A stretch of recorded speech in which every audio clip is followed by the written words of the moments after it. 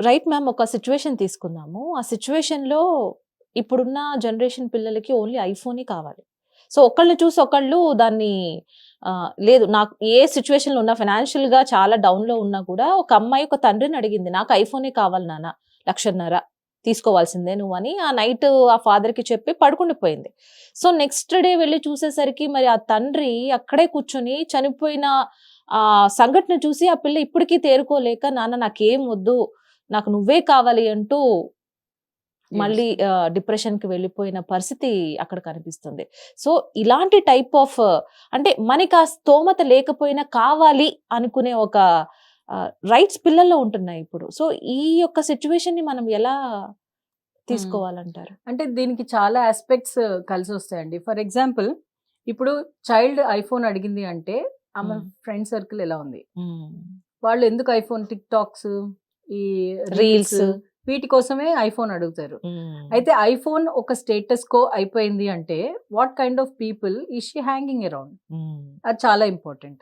Second ఏంటి అంటే ఇప్పుడు చాలామంది పిల్లలు వాళ్ళ ఫాదర్ ఏం చేస్తున్నారు అని చెప్పడానికి హెసిటేట్ అవుతారు. ఫర్ ఎగ్జాంపుల్ ఇప్పుడు ఆహ్, బ్రిక్‌లేయర్ అనుకోండి. మేస్త్రి పనికెళ్తున్నాడు. మా నాన్న మేస్త్రి పనికెళ్తున్నాడు అని క్లాస్‌లో సగర్వంగా చెప్పలేకపోతున్నారు. ఎందుకంటే ఇంకోళ్ళెవరో ఏ జాబో, సాఫ్ట్‌వేర్ ఇంజినీరో ఉన్నారు. యాక్చువల్‌గా ఒక స్కూల్ అనేది ఎలా ఉండాలి అంటే ఏ లెవెల్ ఆఫ్ ఎకనామిక్ బ్యాక్‌గ్రౌండ్ ఉన్నా వీళ్ళకి ఈక్వల్‌గా ఆపర్చునిటీస్ ఇవ్వాలి. అది స్కూల్ అంటే. అందుకనే మనం స్కూల్‌కి పంపిస్తాం. ఒకే టైప్ ఆఫ్ పేరెంట్‌హుడ్ లేతే ఒక ఎకనామిక్ స్ట్రాటా నుంచే ఉన్నారు అంటే ఇంటర్నేషనల్ స్కూల్స్ ఆల్రెడీ ఉన్నాయి వాటికి. హ్మ్. సో, జనరల్ స్కూల్స్‌లో మాత్రం ఇలాంటి కంపారిజన్ చేయకూడదు as hmm. Much as possible. Hmm. In fact మన బోర్డ్స్ సీబీఎస్‌ఈ కానీ, ఐసీఎస్‌ఈ కానీ వాళ్ళు స్పెషల్ కేటగరీ రిజర్వేషన్స్ ఉన్నాయి. అన్నీ ఉన్నాయి. ఎందుకలా చేస్తున్నాము? ఈక్వల్ రైట్స్ అందరికీ ఇవ్వాలని.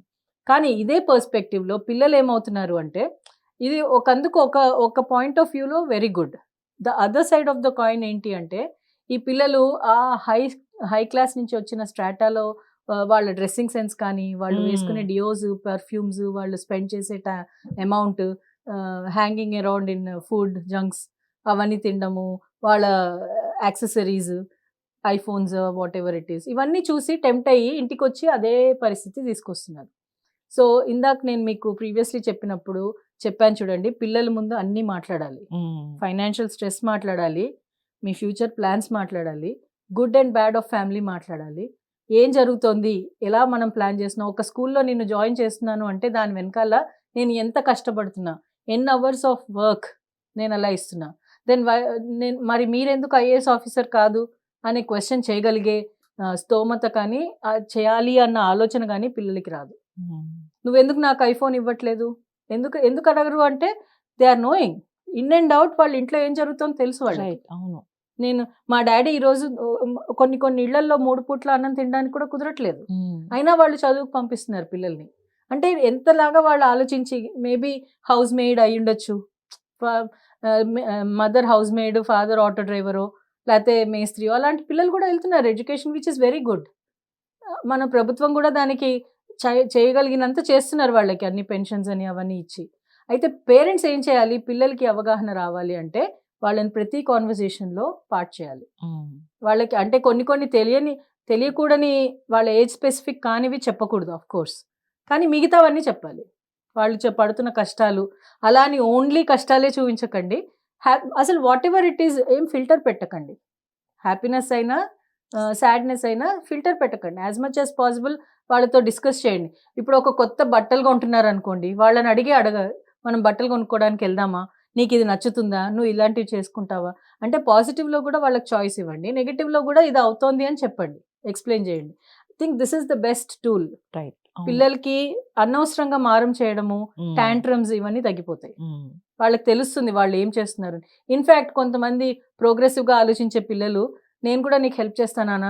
హ్మ్. ఏదైనా పార్ట్ టైమ్ ట్యూషన్స్ చెప్తాననో, చేసే పిల్లలున్నారు. చాలామంది.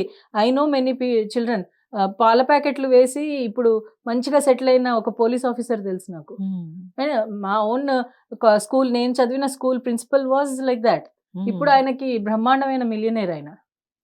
చాలా ఎందుకు ఆయనున్నారు కదా! మల్లారెడ్డి. ఆయన చెప్పుకుంటారు గూడా ఓపెన్‌గా. హ్మ్. సో, అంటే ఎవరు ఇప్పుడు ఉన్న మిలియనేర్స్‌లో అంతా ఫస్ట్ సీజన్ మిలియనేర్స్. వాళ్ళ తాతలు ముత్తాతలు ఆస్తులు కాదు అది. వాళ్ళు క్రియేట్ చేసిన రెవెన్యూ, వాళ్ళు క్రియేట్ చేసిన ఆస్తి అది. అందులో ఎంత హ్యాపీనెస్ ఉందండి. మా నాన్న ఆల్వేస్ అనేవారు, పిల్లలు కుట్టి చదువు నేర్పించాలి, ఆస్తులు ఇవ్వకూడదు అని, పాడైపోతారు. నిజంగానే అనేవారు. అండ్ అదే ఆయన ఫాలో అయ్యారు కూడా. ఈ ప్రిన్సిపల్గా అది ఫాలో అయ్యారు. అంటే ఏంటి అంటే వీళ్ళకి అక్యుములేట్ చేస్తూ చేస్తూ చేస్తూ దీంట్లో బిజీగా ఉన్నారు. పిల్లలకి క్వాలిటీ టైం ఇవ్వట్లేదు. వాళ్ళకి ఇంకేం తెలుస్తుంది, పేరెంట్హుడ్ గురించి ఏం తెలుస్తుంది, ఇంటర్పర్సనల్ రిలేషన్షిప్, ఫ్యామిలీ. ఎందుకు ఈరోజు నువ్వు 10th క్లాస్ పిల్లాడు సరిగ్గా చదవలేదని ఫటాఫటా కొట్టావు, రేపు పొద్దున వాడు 20 ఇయర్స్ 25 ఇయర్స్ నిన్ను కొడతాడు. ఎందుకు నన్ను కొట్టడానికి వచ్చాడు. కొంతమంది పేరెంట్స్ వచ్చి కంప్లైంట్ చేస్తుంటారు, టుడే మా అబ్బాయి ఇట్లా నా మీదకి వచ్చేసాడు, కొడతాడేమో అని భయం వేసింది అని అంటాడు ఫాదర్.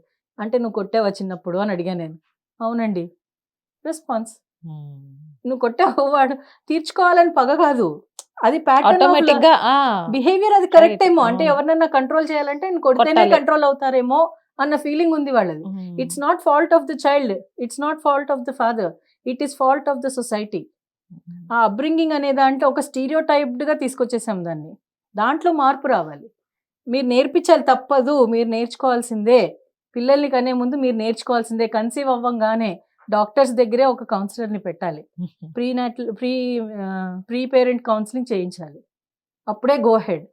మీరు ప్లాన్ చేస్తున్నారు పిల్లలకి, ప్లాన్ చేసే ముందే దీని గురించి మాట్లాడాలి. దాని గురించి పూర్తి అవగాహన రావాలి. ఒకప్పుడు జాయింట్ ఫ్యామిలీ సిస్టమ్ చేసేది ఇది. కొంచెం అటు ఇటు ఒడిదుడుకులున్నా వాళ్ళు మేనేజ్ చేసేసేవాళ్ళు. ఇప్పుడు అది కుదరదు. So you have to be prepared. అప్పుడే ఆ సెటిల్మెంట్ ఉంటుంది. ఇప్పుడు ఇదే సిచ్యువేషన్లో చూడండి, ఆ ఫాదర్ కనుక ఆ అమ్మాయికి స్టార్టింగ్ నుంచి ఇవి మన ట్రబుల్స్, ఇవి మన అప్స్ అండ్ డౌన్స్ అని చెప్పుంటే he would have felt good. ఆ అమ్మాయి అంతలా రియాక్ట్ అయ్యేది కాదు. ఆయన కూడా అంత మనసుకు తీసుకోవాలి. ఐ డోంట్ నో ఆ కోఇన్సిడెంటలో లేకపోతే ఇట్స్ రిలేటెడో మనకు తెలీదు ఆ డెత్. కానీ ఇఫ్ ఇట్ ఈస్ రిలేటెడ్, అంత మనస్తాపం చెందాల్సిన అవసరం లేదు. అంటే మీరు ఎమోషన్స్ని ప్రాసెస్ చేసుకోలేకపోతే మీ పిల్లలు ప్రాసెస్ చేసుకుంటారని మీరు ఎలా ఎక్స్పెక్ట్ చేస్తున్నారు? ఒక ఐఫోన్ ఇవ్వు అని చెప్పి గొడవ చేసిన కూతుర్ని మీరు మందలించలేక మీరే అలా మనస్తాపం చెందిపోతే ఇంకా ఆ కూతురికి ఎలా ప్రాసెసింగ్, అంటే మీ పోలికే వచ్చింది, ఇజంట్ ఇట్? అందుకని మీరు ఏం చేయాలి, దాన్ని స్టార్టింగ్ నుంచి వాళ్ళని పిల్లల్ని ఇంక్లూడ్ చేశారు ఈ డిస్కషన్స్లో అంటే వాళ్ళకి అలాంటి ఆలోచనే రాదు. అలాంటప్పుడు ఇలాంటి సిచ్యువేషన్స్ ఫేస్ చేయాల్సిన అవసరం రాదు.